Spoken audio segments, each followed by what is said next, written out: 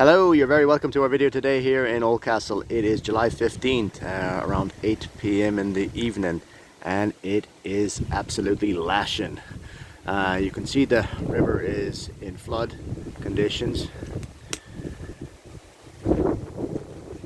Just show you upriver. The rain has been constant, and I mean constant, for the last number of days, and actually it seems like it's going to continue like that pretty much indefinitely. So this is St Swithins Day for anybody that follows St Swithin, and there's the old belief that if it rains on St Swithins Day, it'll rain for how many more?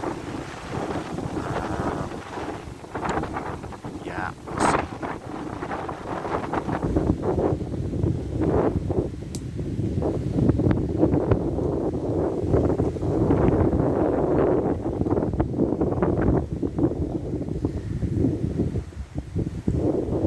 Thanks very much for joining us, and thanks for subscribing. Do take care of yourself. Stay dry.